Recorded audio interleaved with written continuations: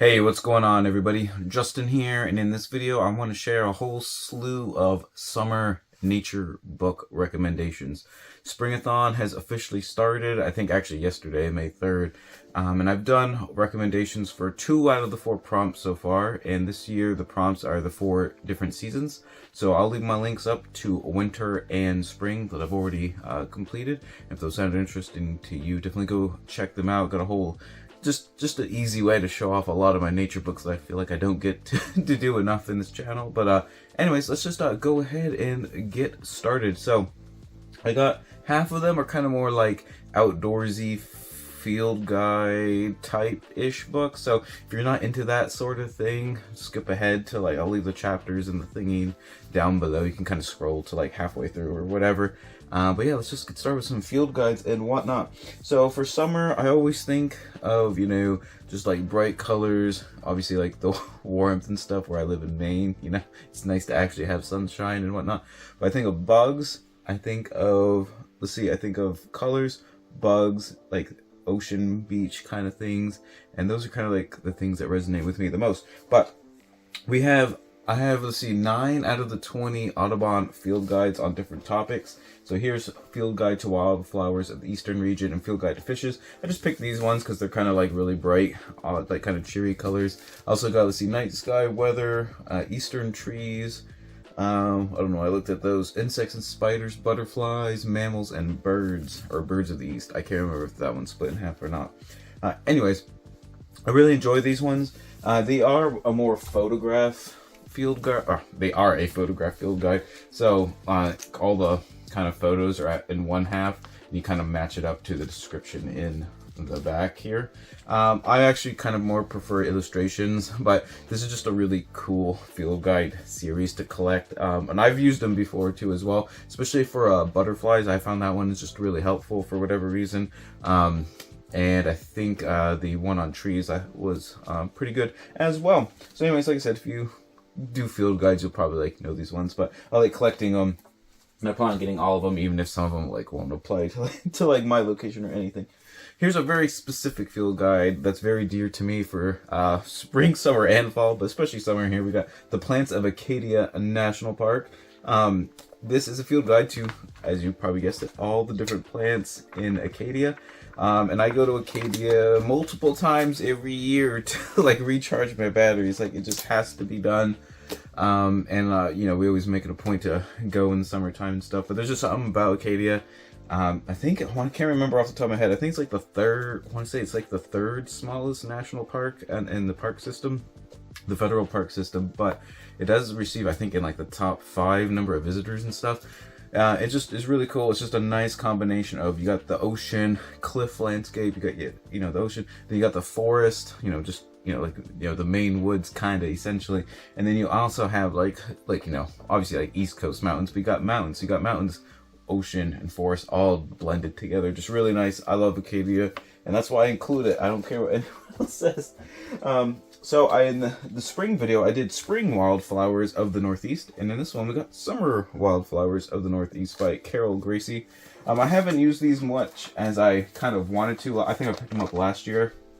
I think I used them only on one trip because they're kind of bigger, so they're almost more when it's not so much a field guide as you identify something and then kind of just read up on it. But I do like how a lot of the entries do have a full page or 2 listing. It's just kind of fun to learn about their kind of habitat, their growing conditions, maybe different insects that feed on them and stuff. And I plan on trying to do a lot more of it with those books this year.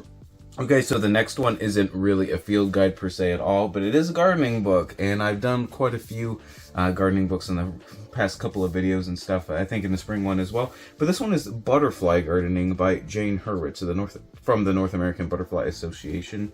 I just find this one's really good. I've read about half of it so far.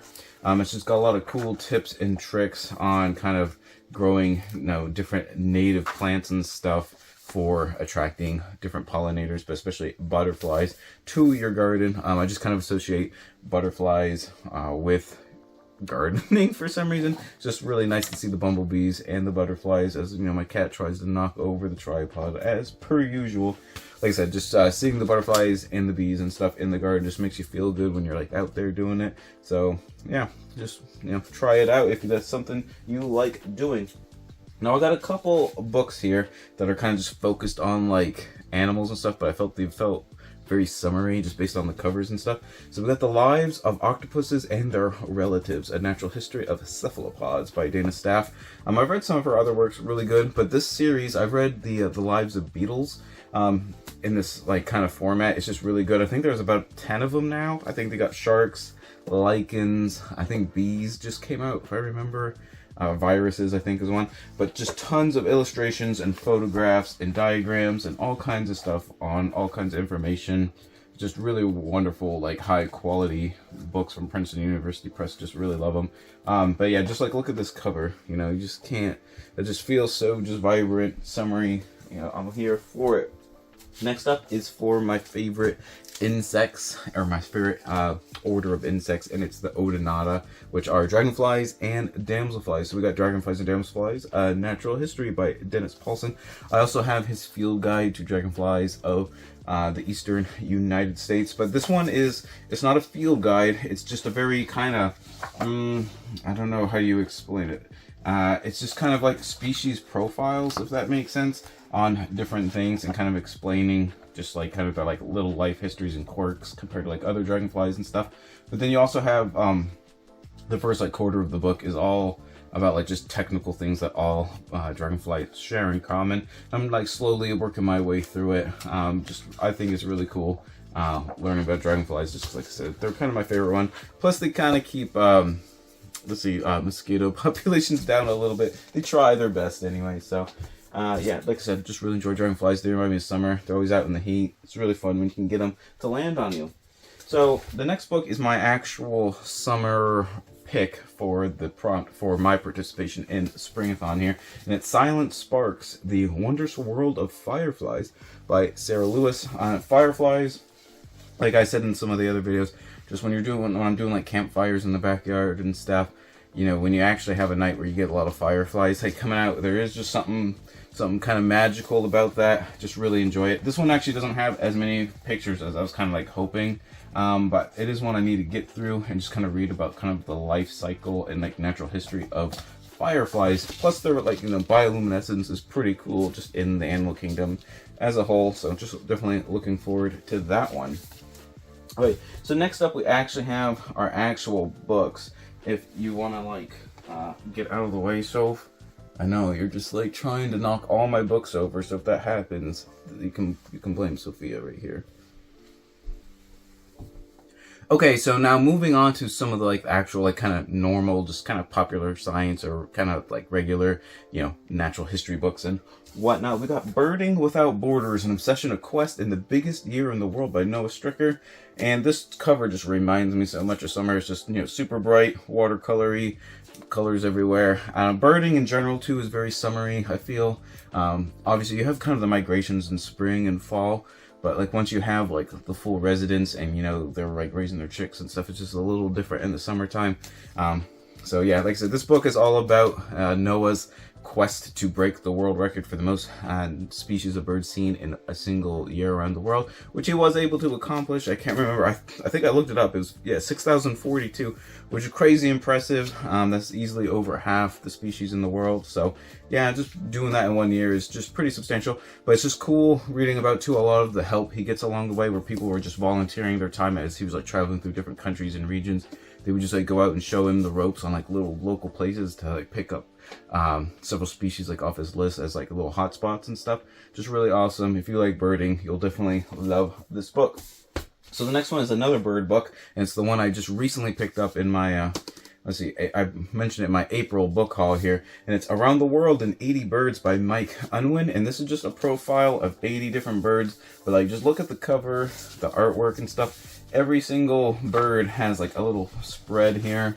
You know, we got little owl, golden eagle, purple martins, great gray owl, Sri Lankan blue magpie. So we just got, he kind of goes over I think he added like 8 or 9 birds from like each like kind of major geographic area of the world and stuff to come up with his 80.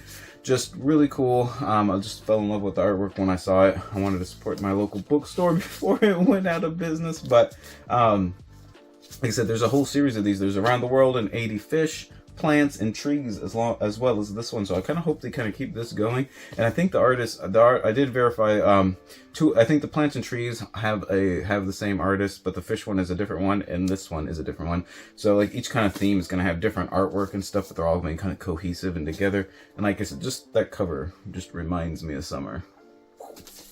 Alright, now the next one is kind of more abstract for summer reading, but when I think of dinosaurs and the Mesozoic, I just think of hot, right? You know, it was just a hotter world, more humid world and stuff. So we've got the rise and fall of the dinosaurs. The dinosaurs. The rise and fall of the dinosaurs, a new history of a lost world by Steve Broussard. And this is just this is probably the gold standard book if you just want like one book on, you know, a modern up-to-date history of dinosaurs. This is the one to do. I've also read his was it Rise and Reign of the Mammals, and that was also like a really good read. Not quite up to this one, but you know, partially, like I said, it's just this has the dino factor a part of it, even though we're part of the mammal lineage and everything.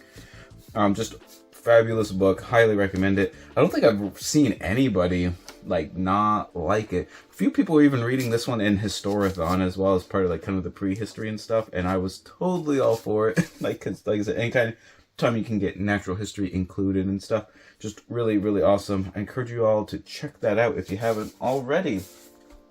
Next up is also another kind of summer cover kind of thing. We got Improbable Destinies, Fate, Chance, and the Future of Evolution by Jonathan Losos, and I just thought this one was very summery as well. You got all the kind of like African like fauna like all just like hanging out together and stuff, and like the cool like little art style and whatnot. But this book is all about divergent and convergent evolution that's going on even today. There's a lot of kind of I guess what do you call it, like natural selection that's occurring. Like one of the experiments that the author is a part of is some of the islands that are hit by hurricanes quite often. It's kind of almost like a natural laboratory where a lot of the islands kind of get reset on their lizard and gecko populations and stuff, and kind of how they recover, and like their actual dimensions of their feet and stuff change quite rapidly based on like different pressures due to the hurricanes and whatnot. I've just found that one really fascinating, really enjoyable book. Like I said, I think it fits kind of summery just because, like I said, the cover. So yeah, I don't know if I think I've talked about this one maybe once or twice, but I feel like I should talk about it a little bit more. So next up is probably I got like 3 favorite like authors that for natural history and stuff, and he's one of the 3 here. We got Voyage of the Turtle, In Pursuit of the Earth's Last Dinosaur by Carl Sophia. I just wanted to include one of his books. And I kind of got the, you know, the ocean sea turtle theme. Just feels very summery to me. I've never actually encountered like a sea turtle in the wild because I'm in not the greatest part of the world for that. But it was just a real like joy kind of like reading about sea turtles, how awesome they are and everything.